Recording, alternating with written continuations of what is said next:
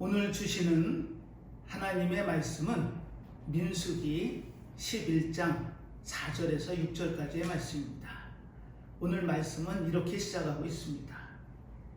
이스라엘 중에 섞여 사는 무리가 탐욕을 품에 이스라엘 자손도 다시 울며 가로되 누가 우리에게 고기를 주어 먹게 할꼬. 이렇게 본문이 시작하고 있습니다. 오늘 하나님께서 주시는 이 은혜의 말씀을 통해 또 한 주간의 영의 양식으로 삼고 매일매일 삶에서 귀한 말씀의 힘으로 사는 믿음의 성도들 다 되시기를 예수님의 이름으로 축복하겠습니다. 우리는 지난 시간에 누가복음 22장의 말씀을 통해 기도의 자리에 대한 의미를 우리가 들었습니다. 예수님께서는 이 땅에 오셔서 육의 삶을 다 마무리하시고 마지막 밤을 맞으시죠. 그 마지막 밤은 겟세마네 동산이었습니다. 이 겟세마네 동산에 오르실 때 이번에는 베드로, 야고보, 요한을 함께 가자고 하십니다. 그 이유가 뭘까요? 예수님께서는 이제 이 밤이 지나가면 당신의 육의 삶이 끝난다는 걸 아시고 이 제자들에게 마지막 기도의 의미를 알려주고 싶으신 그 라스트 클래스, 즉 마지막 수업을 하시기 위해 본을 보이시기 위해 겟세마네에 같이 가자고 하십니다. 이 겟세마네에 가서 기도의 자리에 앉으셨을 때 제자들은 마음은 원이로되 육이 받쳐주질 못해서 잠을 자게 되죠. 이처럼 우리는 육이 약해지면 육이 약한 그 이유 때문에 영의 자리에서 벗어날 수 있는 게 우리의 연약함입니다. 우리가 이 주일 예배를 통해 이렇게 하나님의 말씀을 듣기를 갈망하는 이유도 그 하나님의 말씀을 통해 우리가 하루하루의 삶을 사는데 영의 힘을 얻기를 위해서 이 자리에 나와 있는 겁니다. 예수님께서는 겟세마네 기도에서 세 가지를 우리에게 기억시키십니다. 기도의 자리에 있다는 것은 예수님께서 그 마지막 밤에 굉장한 위기를 맞게 되신 겁니다.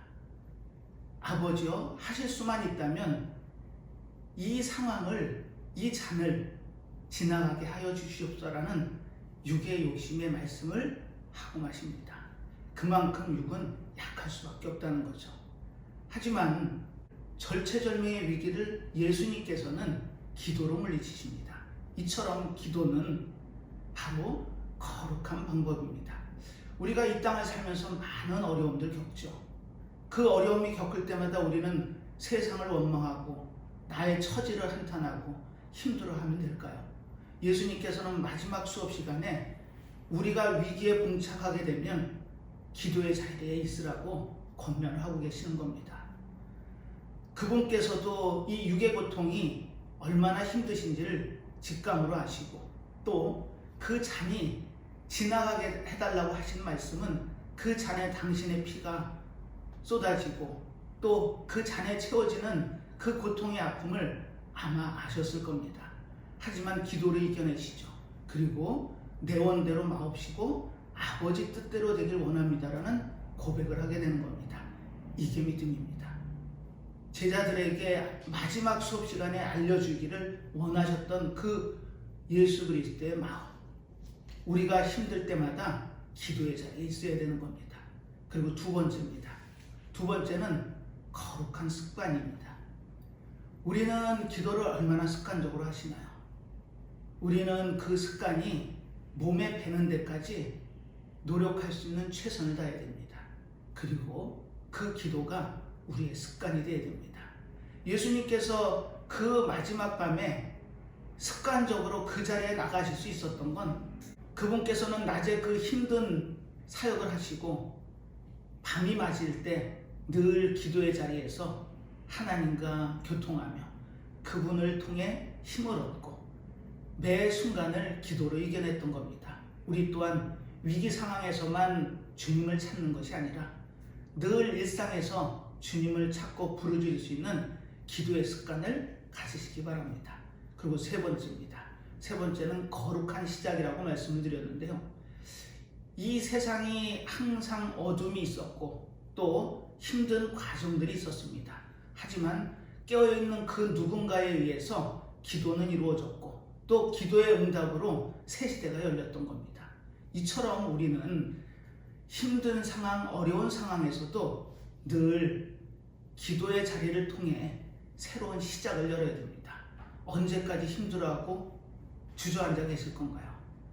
내 처지와 형편이 힘들다고 그 상황을 모면하기를 바라는 그와 같은 막연한 의미의 기도가 아니라 습관적으로 기도하고 또 나의 기도를 통해 새로운 시대가 열리는 놀라운 체험을 하는 그와 같은 믿음의 역사가 바로 저와 여러분 앞에 놓여 있다는 겁니다. 그 놓여 있는 그 결과를 얻기 위해서는 기도의 시작을 하십시오. 이 시작을 통해 하나님은 새로운 시작을 여십니다. 그것이 하나님의 시작의 방법이었고 역사의 방법이셨습니다. 우리 모두 이 거룩한 시작을 통해 기도의 자리에서 새 시대를 열고 새로운 시작을 여는 귀한 체험의 시간을 가질 수 있기를 간절히 바라고 원하면서 오늘 말씀을 시작하도록 하겠습니다. 오늘은 민수기입니다. 민수기 11장 4절은 이렇게 시작하죠. 이스라엘 중에 섞여 있는 무리가 탐욕을 품으매. 오늘 말씀의 제목은 탐욕을 품으매입니다. 이 탐욕의 의미가 뭘까요? 어원적으로 보면은 욕망을 욕망하다. 이게 탐욕입니다. 어떤 의미일까요? 현실에 만족을 못한다는 겁니다. 현실에 만족을 못하면 욕심이 생기고 그 욕심이 지나치면 탐욕으로 결과가 맺어지는 겁니다. 그리고 그게 마음속에만 있는 게 아니고 몸에 실제로 나타납니다.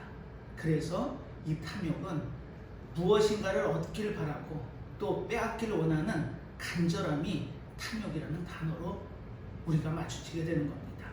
이와 같은 상황이 왜 일어났을까요? 이 민수기는 히브리 말로는 베미드바르입니다. 뜻은 광야에서란 뜻이죠. 그런데 우리는 이 성경을 민수기로 읽습니다. 이 민수기의 민자는 백성 민자, 숫자는 생숫자, 기자는 기록할 기자입니다. 즉 백성들의 수를 세서 기록한 책이라는 의미죠. 사실 이 민수기의 내용은 이스라엘 백성들이 출애굽을 하죠. 그리고 성막을 짓습니다. 그리고 레위기를 통해서 제사 예법을 가다듬죠. 이 제사 예법을 하나님을 통해 세워가는 겁니다. 그리고 드디어 민수기를 통해 우리는 40년 광야 생활을 우리가 들여다볼 수 있습니다. 오늘 이 민수기를 통해 이스라엘 백성들의 광야의 삶이 어땠는지 또 그 민수기의 내용을 통해 나의 세상 속에서의 삶은 어떤지를 비교해 보면서 이 민수기가 주는 하나님의 은혜를 오늘 체험하는 귀한 시간이 됐으면 하는 바람 간절합니다. 자, 이 내용은 이렇습니다. 이스라엘 백성들이 출애굽을 하죠. 그리고 레위기를 통해 제사 예법을 갖춥니다. 그리고 드디어 때가 이르매 그때는 BC 1446년으로 보면 이듬해 2월 1일 날 하나님은 나의 백성을 계수를 명하십니다. 이제 이 백성들이 가나안에 들어가서 가나안에서 하나님이 약속의 땅을 차지하게 되는 여정을 시작하는 거죠. 그때 너희들의 수가 어떤지를 정확하게 계수를 통해 알려주십니다. 오늘 본문에 보면은 60만이라고 나오는데 정확하게 숫자로 기록이 되어 있죠. 60만 3,550명입니다. 이처럼 60만 명의 인원은 우리가 알고 있는 것처럼 성인, 즉 20세 이상의 남성을 의미합니다. 즉 달리 말하면 오늘로 얘기하면 세대주를 의미할 겁니다. 그 세대주가 60만이라는 얘기는 60만 가구 이상이 된다는 얘기고, 그래서 역사 신학자들은 아마도 출애굽한 이스라엘 백성이 200만에서 300만은 될 거라고 추측하고 있습니다.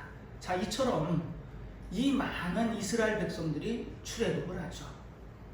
그리고 이들이 오늘 광야를 향해 한 발을 딛는 겁니다.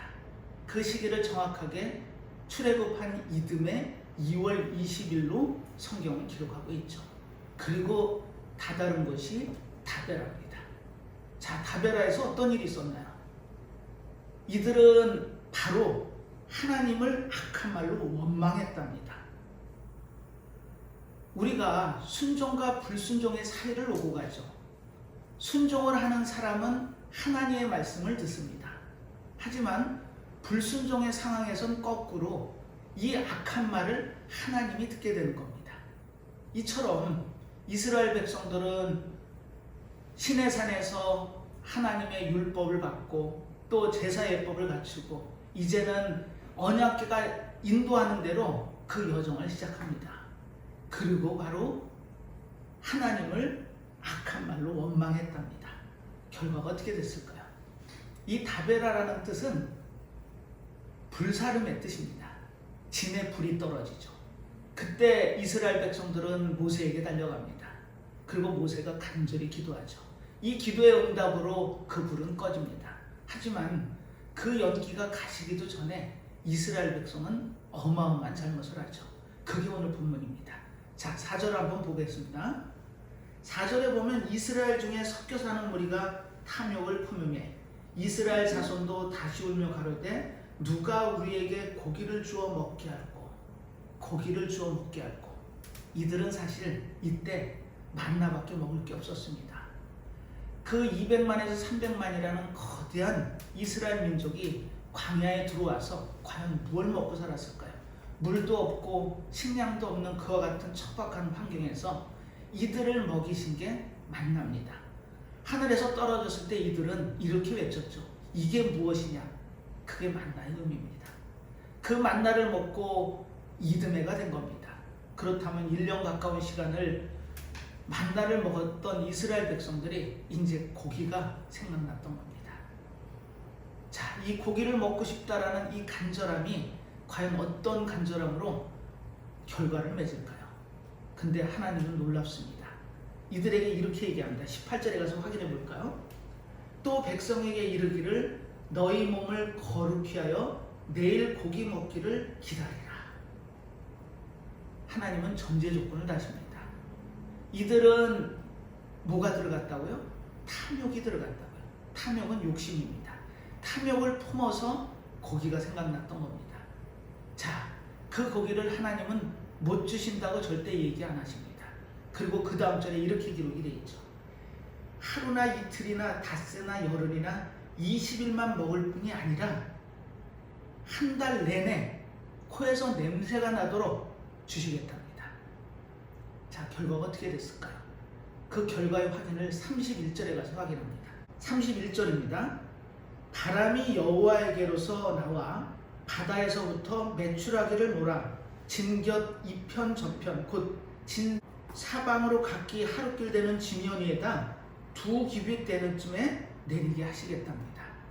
이 내용을 자세히 살펴보면 하루길이 나오죠.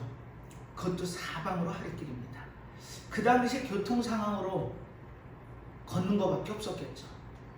성인이 하루에 걸을 수 있는 거리를 30km 정도로 봅니다. 그러면 동서남북 30km면 60km의 폭이 되겠죠. 그렇다면 지금 서울 크기보다 큰 땅입니다.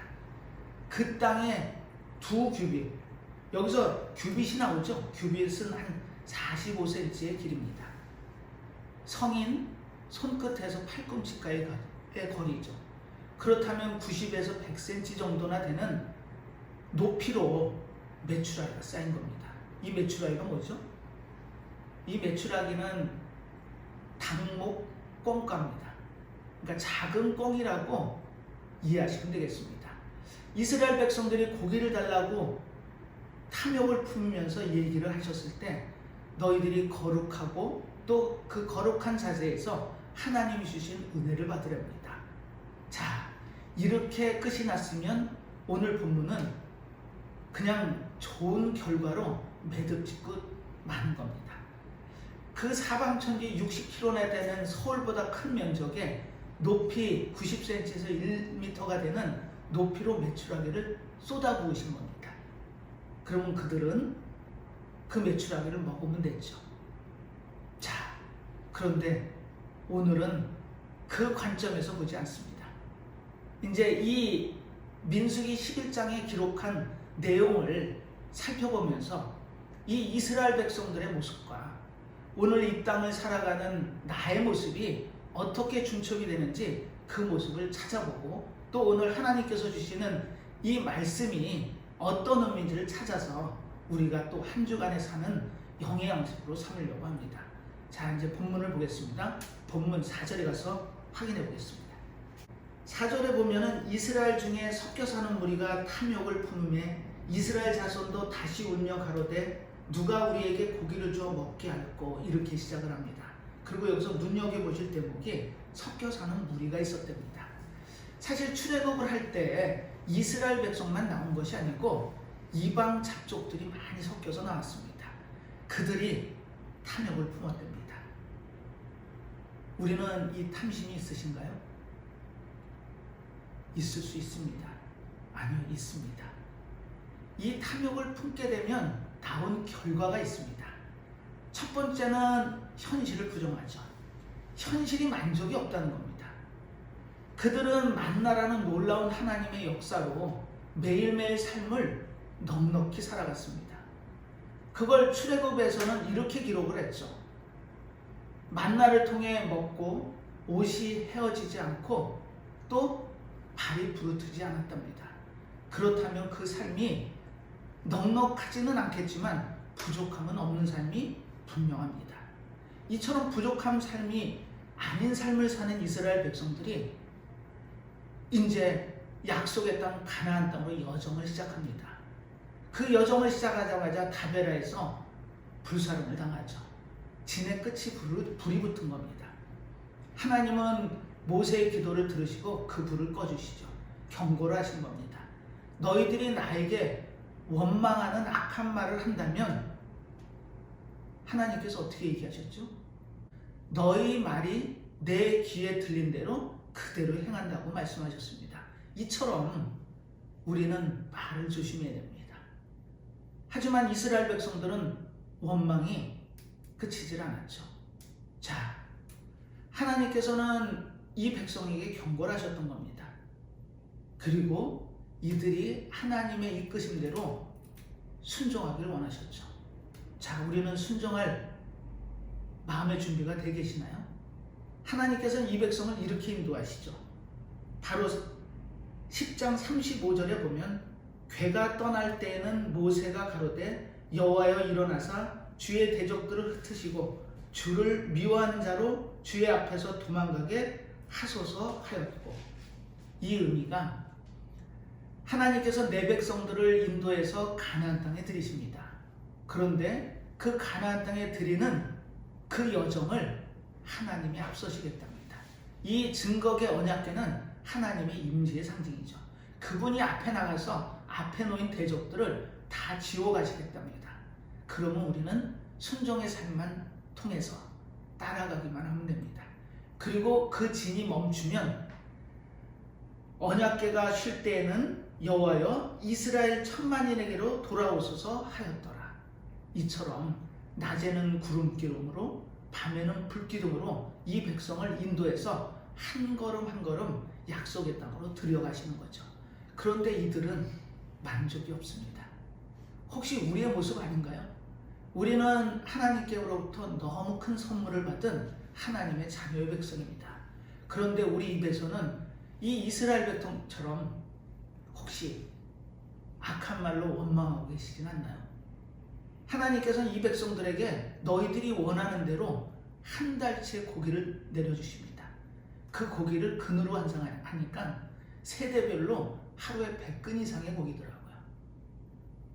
한 집안에서 100근 소화하기 어렵죠. 그걸 한 달을 주시는 양을 주셨던 겁니다. 그런데 그 이유가 출발점이 어디였다고요? 탐욕이었습니다. 자, 그 탐욕의 시작이 어떻게 됐는지 본문에서 확인할 수 있습니다. 이 이방 잡족이 같이 나왔는데 그들이 원망하기 시작합니다. 탐욕을 품었던 거죠. 자, 두 가지를 기억하십시오. 탐욕을 품게 되면 그 순간 현실의 만족은 없습니다. 현실을 부정하죠. 그리고 불신, 불평, 불만을 하게 되는 겁니다. 그 대상이 누구라고요? 하나님입니다. 이스라엘 백성들은 이 이방 잡족들이 하는 탐욕에 같이 흔들렸던 겁니다. 그리고 생각해 보니까 고기가 먹고 싶었던 거죠. 그래서 울며 가로되, 울면서 부르짖은 겁니다. 고기를 달라고. 근데 그들에게 고기가 없었을까요? 고기가 있었습니다. 자, 본문에 가서 확인해 봅니다. 출애굽기 12장 38절에서 확인할 수 있습니다. 제가 한번 읽어보겠습니다. 37절에 이스라엘 자손이 라암셋에서 발행하여 숲곳에 이르니 유아 외에 보행하는 장정이 60만 가량이요. 38절 중다한 잡족과 양과 소와 심이 많은 생축이 그들과 함께하였으며. 아멘. 많은 잡족이 껴서 출애굽을 했죠. 근데 양과 소와 심이 많은 생축이 그들에게 있었습니다. 근데 그들은 왜 만족이 없었을까요? 그 내용을 우리는 창세기에 가서 확인할 수 있습니다. 하나님이 아브라함을 택하여 부르시죠. 그리고 너를 통해 큰 민족을 이루고 그 민족이 이방 땅에 가서 400년 종살이를 하게 될 거라는 걸 예언을 하시죠. 그리고 그들이 나올 때 풍족함으로 나온다고 약속을 하셨습니다. 자, 확인합니다. 창세기 15장 13절입니다. 제가 읽어보겠습니다. 여호와께서 아브라함에게 이르시되 너는 정령이 알라. 내 자손이 이방에서 객이 되어 그들을 섬기겠고 그들은 400년 동안에 내 자손을 괴롭게 하리니. 이렇게 아브라함에게 말씀을 하셨습니다. 왜 하나님이 택한 백성을 세우시고 그 백성이 이처럼 400년 동안 종살이를 하면서 괴롭게 하셨을까요? 그 이유는 간단합니다.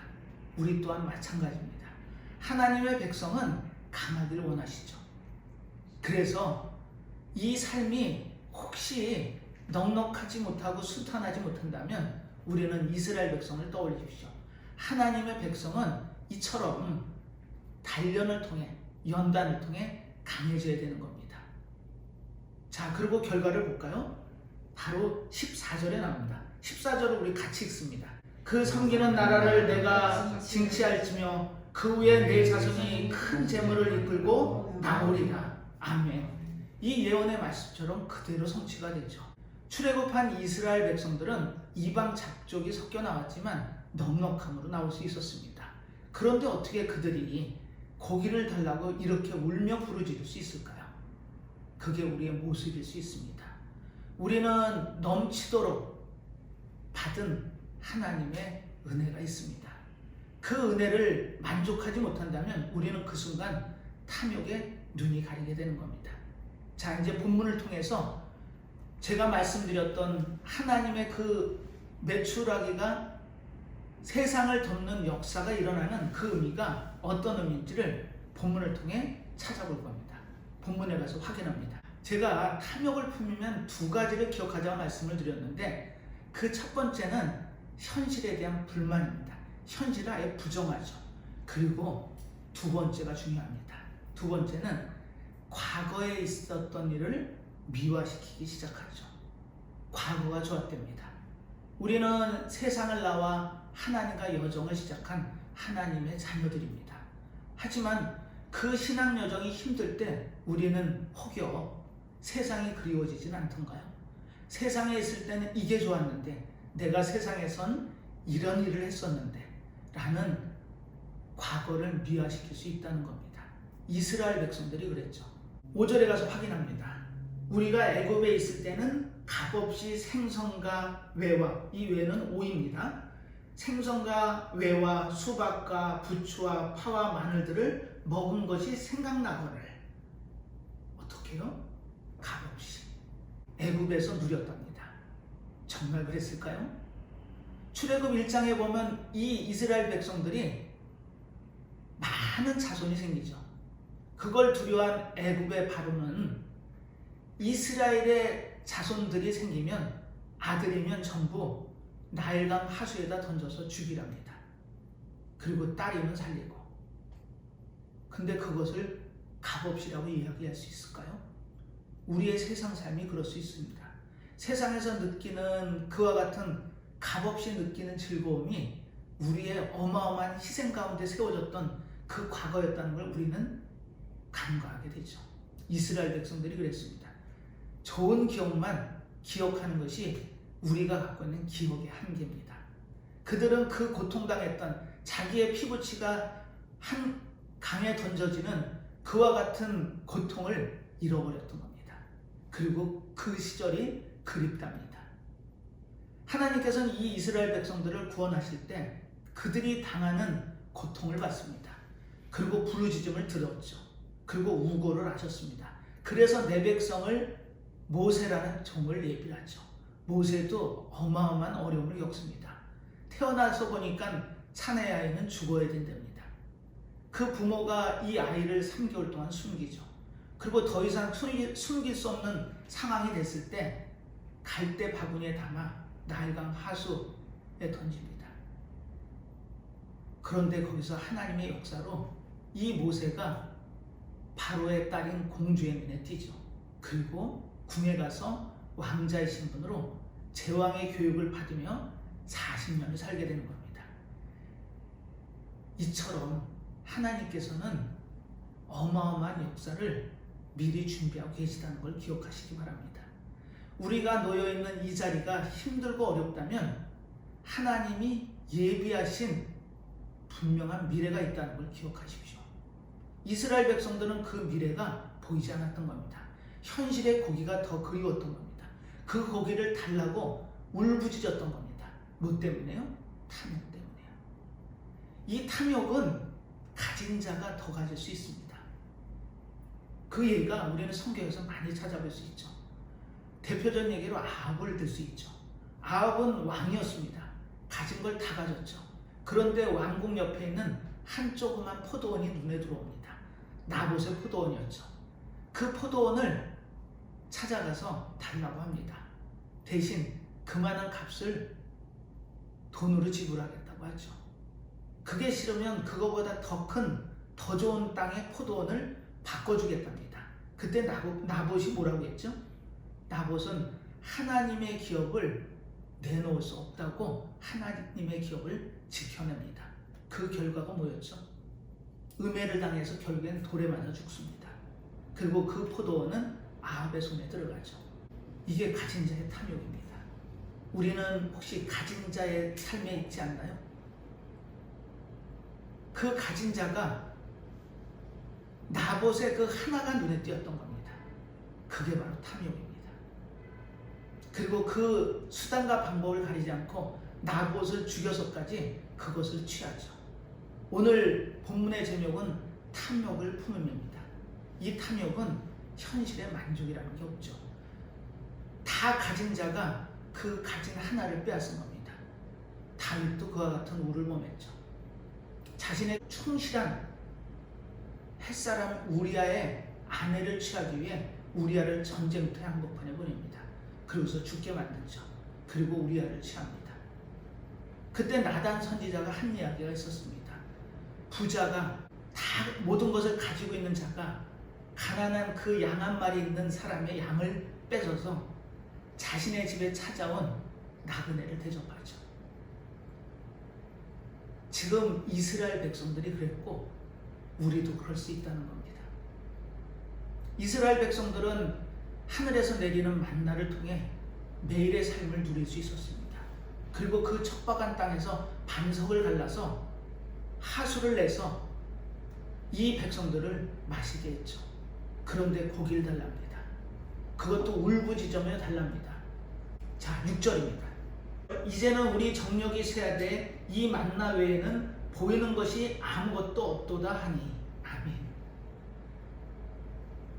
정력이 쇠약하렵니다. 즉 그 의미는 육적으로 많이 쇠약해질 때 먹을 수 있는 게 만나 외에는 없다는 겁니다. 정말 그럴까요? 이들은 출애굽기에서 찾아본 것처럼 풍족함 속에 나왔습니다. 소 양이 없었다고요? 아니요, 가득 찼습니다. 근데 그들은 자기 거를 손에 쥐고 하나님께 더 달라고 울부짖고 있었던 겁니다. 그것도 어떻게 해요? 원망을 해가면서. 우리는 탐욕에서 벗어나야 됩니다. 이 탐욕은 아합이나 다윗이 넉넉한 가운데 그 하나가 눈이 들어와서 그 하나를 빼앗는 것처럼 아담과 하하도 그랬습니다. 아담과 하하가 범죄한 게 부족해서 범죄했던가요? 이 땅의 모든 것을 다 갖고 이 땅의 모든 것을 먹을 수 있는 존재들이 아담과 하와였습니다. 그런데 금했던 그 하나가 눈에 들어왔던 거죠. 그게 탐욕의 욕심입니다. 결과적으로 그 탐욕 때문에 하나님과 관계가 끊어질 수밖에 없었던 거죠. 우리는 이 땅을 살면서 민수기 광야에서라는 의미라고 말씀을 드렸습니다. 이 광야에서 삶처럼 우리의 삶 가운데도 이 탐욕에서 우리는 자유롭기 위해서 애쓰고 힘쓰기도 필요합니다. 그래서 무슨 자리가 필요하다고요? 기도의 자리가 필요하다고. 우리는 이 땅을 살면서 기도의 자리에 늘 있어야 됩니다. 영적으로 무너지면 결국엔 탐욕으로 남죠. 자, 이렇게 이스라엘 백성들이 아우성을 치니까 모세가 두려움이 덜컥 옵니다. 이들이 그 울부짖는 소리를 듣고 하나님께 한탄을 하죠. 제가 이 백성들을 낳았습니까? 사실 모세는 이 백성들을 당하는 고통을 가슴 아파했던 인물입니다. 그래서 그 고통에서 건지기를 원했죠. 하지만 지금 이 순간에 내가 이들을 낳았습니까? 제가 왜 이들을 책임져야 됩니까? 라는 책임 회피성 발언을 합니다. 두려웠겠죠. 만약에 고기를 내어주지 못한다면 아니요, 내어줄 수 없었습니다. 한두 명도 아니고 200만, 300만이라는 그 백성들이 고기를 달라고 아우성을 치는데 무슨 방법이 있길래 결국에는 고기를 낼 수 있었을까요? 자, 본문을 통해 확인해 보겠습니다. 12절에 보면 이 모든 백성을 내가 잉태하였나이까? 13절 이 모든 백성에게 줄 고기를 내가 어디서 얻으리까? 그랬더니 하나님께서 모세에게 반문을 하십니다. 오늘 사실 제목은 탐욕을 품음인데 실제적인 내용의 제목은 하나님의 손이 짧아졌느냐입니다. 본문 가서 확인해 보겠습니다. 21절에 보면 모세가 가로되 나와 함께 있는 이 백성의 보행자가 60만 명이었는데 주의 말씀이 1개월간 고기를 주어 먹게 하겠다 하시오니 22절 그들을 위하여 양떼와 소떼를 잡은들 족할 것이며 바다의 모든 고기를 모은들 족하겠습니까? 라고 반문을 합니다. 그때 오히려 하나님께서 모세에게 이런 반문을 하시죠. 자, 오늘 주제절입니다. 23절 같이 읽겠습니다. 여호와께서 모세에게 이르시되 여호와의 손이 짧아졌느냐? 내가 이제 내 말이 내게 응하는 여부를 보리라. 아멘. 자, 여호와의 손이 짧아졌나요? 모세는 그 홍해를 가른 하나님의 능력을 받습니다. 그 홍해의 폭은 32km입니다. 그 32km나 되는 바다를 갈라서 그 바다를 마른 땅으로 바꾸시죠. 그리고 이스라엘 백성들이 한 사람도 낙오 없이 모두 그 홍해를 건넜던 겁니다. 그 기적을 체험했던 모세가 이스라엘 백성들이 고기를 달라는 그 탐욕에 겁이 덜컥 나서 하나님께 의문을 던졌던 겁니다. 무슨 고기가 있어서 이들을 먹이겠습니까? 그랬더니 하나님이 오히려 반문하시죠. 여호와의 손이 짧아졌느냐? 이 주제절을 마음속에 새기십시오. 어제나 오늘나 동일하신 분이고 이 땅을 창조하신 분이 하나님을 기억하시기 바랍니다. 그분의 능력은 여호와의 손이 짧아졌느냐라고 반문하심처럼 우리와는 다르다는 겁니다. 그 의미는 모세에게 이렇게 말씀하고 계시는 거죠. 모세야, 내 손이 짧아졌니? 내 손이 짧아져서 너의 손밖에 안 되는 것처럼 보이니? 그 의미는 내가 하는 일에 불가능이 있는 것 같니? 그 반문을 하셨던 겁니다. 모세, 네가 인간의 기준으로 봤을 땐 이 많은 백성들을 한 달 동안 고기를 먹인다는 건 불가능하지. 하지만 나의 능력이라면 충분히 할 수 있다는 걸 확인시키신 겁니다. 그때 모세가 깨닫죠.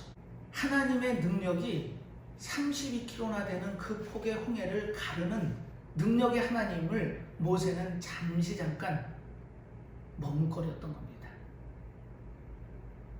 그런데 하나님께서는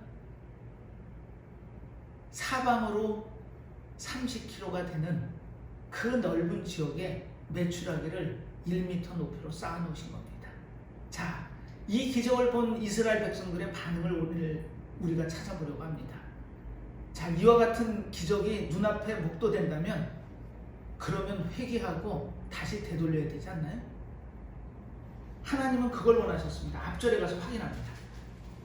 자, 18절에 또 백성에게 이르기를 너희 몸을 거룩히 하여 내일 고기 먹기를 기다리라.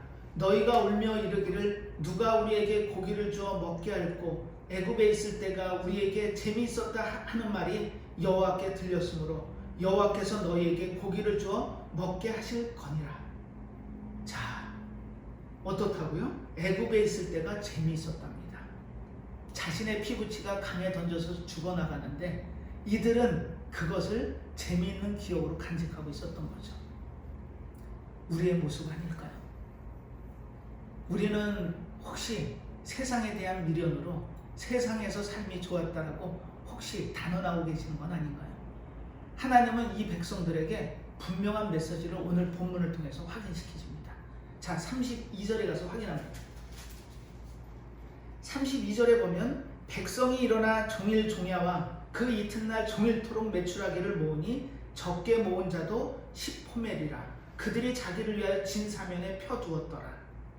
이게 이스라엘 백성의 모습, 나의 모습일 수도 있습니다. 땅에서 그 많은 메추라기가 떨어져서 사방 천지를 메추라기로 덮으셨죠. 그때 하루 종일, 종일 종야, 그것도 부족해서 그 이튿날까지 그 메추라기를 걷습니다. 가장 적게 모은 자가 10호멜. 이 호멜은 부피의 단위입니다. 220리터 정도의 크기의 항아리를 얘기합니다. 어마어마한 크기죠. 거기를 가득 채웠는데 10개의 항아리가 가득 찼답니다. 그걸 무게로 환산하면 2톤이 됩니다. 그 2톤의 이상의 메추라기를 모은 이스라엘 백성들의 모습을 확인하죠. 메추라기를 모으니 적게 모은 자도 10호멜이라. 그들이 누구를 위하여? 자기를 위하여. 이 하나님의 놀라운 역사가 눈앞에서 벌어졌는데 자기 입속만 챙기게 봤던 게 이스라엘 민족의 모습이었습니다. 그들은 당연히 하나님께 감사를 하고 그들이 원망했던 하나님에 대한 회개를 통해 하나님께 다시 돌아오는 마음을 보였어야 됩니다. 그러면 하나님을 위한 모습이 되어야 됐겠죠. 그런데 이들은 놀랍습니다. 자기를 위하여. 이게 인간의 한계일 수도 있습니다. 그래서 우리는 신앙의 여정을 통해 나를 위한 것이 아니라 하나님을 위한 삶으로 나가기를 우리는 고백했던 사람들입니다. 그런데 그 고통이 있다고, 어려움이 있다고 하나님을 원망할 수 있을까요? 그리고 그 하나님이 눈앞에 이와 같은 놀라운 이적을 행하셨는데 하나님에 대한 감사는 전혀 없습니다. 탐욕은 감사를 둔하게 하죠. 이 욕심 때문에 감사가 없는 겁니다. 우리는 사소한 거에서도 감사를 찾아야 됩니다. 그 사소한 것이라고 이스라엘 백성들은 만나를 어떻게 대접했죠? 40년 동안을 넉넉히 먹였습니다. 옷이 헤어지지 않고 발이 부르트지 않게 했던 하나님의 손길을 원망했던 겁니다. 결과를 확인합니다. 33절입니다. 같이 읽습니다. 고기가 아직 이 사이에 있어 씹히기 전에 여호와께서 백성에게 대하여 진노하사 심히 큰 재앙으로 치셨으므로. 아멘. 그 많은 2톤이 넘는 고기를 쌓아놓고 그것을 그 광야의 뜨거운 햇빛에 말립니다. 이제 이것만 말려서 저장하면 우리 먹는 거는 고민 끝이다 라는 생각을 했겠죠. 그런데 그 고기를 입에 넣고 씹기 시작하기도 전에, 이 사이에 있을 때 그 고기의 육즙이 내 혀끝에 닿기도 전에 하나님이 이들을 치십니다. 그리고 그 지명을 이렇게 기록하죠. 34절입니다. 그곳 이름을 기브롯 핫다와라 칭하였으니 탐욕을 낸 백성을 거기 장사함이었더라. 이 기브롯 핫다와는 탐욕의 무덤입니다. 왜 하나님께서는 이 땅을 매출하게 비로 덮으시고 그들에게 그 고기를 걷게 하셨으며 그 고기를 입에 넣고 씹기도 전에 이들을 징치하셨을까요? 오늘 메시지는 탐욕을 품음입니다. 하지만 그들이 낸 탐욕까지도 응답을 하시죠. 모세에게 각인을 시키십니다. 하나님의 손이 짧아졌느냐? 그분의 손이 지금은 짧을까요? 그분의 손이 지금은 짧아져서 도저히 이적과 표적이 안 나타날까요? 그들은 그 이적을 경험했고 겪었음에도 자기를 위하여 걷기 바빴습니다. 그리고 이 탐욕의 무덤에 묻혔죠. 우리는 그 탐욕의 무덤을 이겨내기 위해 예수 그리스도가 이 땅에 오신 겁니다. 그분이 십자가에서 당신의 몸을 달아주셨을 때는 우리의 구원의 문제뿐 아니고 우리가 가질 수 있는 이 탐욕의 문제까지도, 그 탐욕을 통해 들어갈 수밖에 없는 그 무덤의 문제까지도 해결해 주셨던 겁니다. 그 탐욕의 무덤을 십자가에 달고 그리고 우리에게 하나님께 집중하랍니다. 왜 그분이 겟세마네에서 마지막 밤을 보내면서 마지막 수업 시간에 기도를 강조하셨을까요?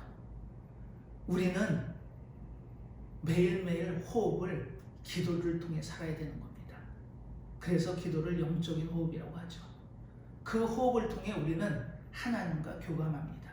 그분의 메시지를 기도를 통해 듣고 우리의 삶 가운데 나의 모습이 혹시 탐욕이 있다면 그 탐욕을 지우고 오직 감사함으로 하나님께 주시는 그 놀라운 축복과 은혜를 간직하랍니다. 이 만나는 어떻게 내렸죠? 이스라엘 백성들을 광야로 들이시고 그리고 40년 동안 먹이십니다. 이 민수기 26장에 가면 다시 한번 계수를 하십니다. 근데 놀라운 일이 벌어집니다. 그 26장의 계수는 가나안에 들어갈 2세대, 가나안 세대를 계수한 거고요.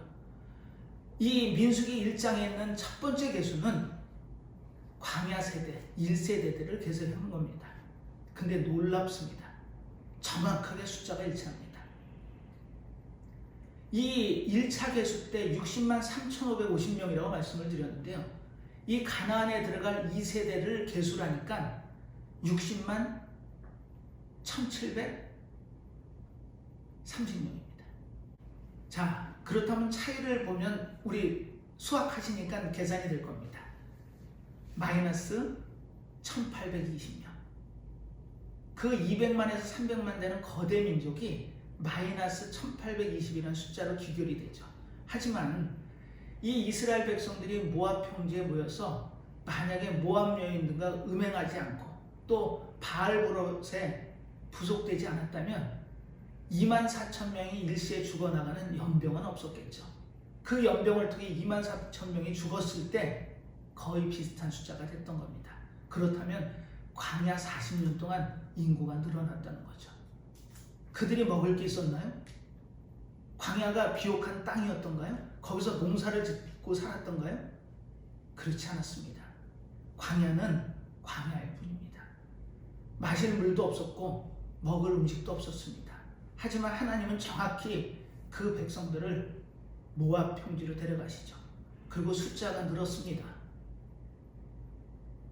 수학적으로는 마이너스 1820이라고 우길 수도 있습니다. 하지만 시딤에서 그와 같은 우가 없었으면 분명히 늘어난 게 맞습니다. 그리고 그들이 드디어 요단강을 건너 하나님이 약속한 가나안 땅에 들어가죠. 이게 우리의 여정입니다. 우리의 삶이 권고하고 힘들고 또 상황이 여의치 않다고 악한 말로 원망하지 마십시오. 그분이 들으시겠답니다. 그리고 그 들은 대로 행하시겠답니다. 하나님의 손이 결코 짧아지는 일은 없습니다. 그 하나님의 놀라운 역사의 손길을 우리가 조금이라도 기억하고 마음에 새긴다면 우리는 그분께 맡기는 겁니다. 그리고 마지막 수업 시간에 예수님이 그렇게 간절히 원하셨던, 간구하셨던 그 기도의 자리에 우리는 있어야 됩니다. 사랑하는 믿음의 성도 여러분, 오늘 주일 예배를 통해 하나님의 놀라운 은혜의 말씀을 들었습니다. 하나님께서는 결코 손이 짧아질 수 없는 영원하신 하나님을 기억하시고 예수님이 말씀하신처럼 기도의 자리를 통해 그분과 소통하십시오. 그리고 놀라운 이적과 기적을 체험할 때 나를 위하여가 아니고 하나님을 위하여 감사하십시오. 이 감사가 우리가 쌓일 때 우리는 순종의 길을 넉넉히 갈 수 있습니다.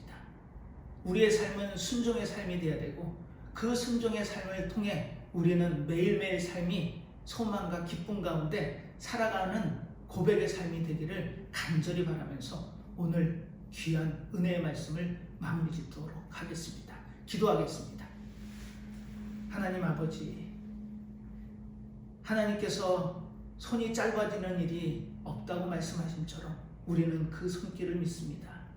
앞에 놓인 문제들이 힘들고 어렵지만 그 모든 것이 탐욕의 손길로, 탐욕의 눈길로 보이지 않도록 하여 주시옵시고 오직 주님께 순종할 수 있는 삶을 고백해 하시며 그 길을 기쁜 마음으로 달려나가 주님이 약속하신 가나안 땅, 하나님의 나라에 들어갈 수 있는 귀한 믿음의 자녀로 세워 주시옵소서.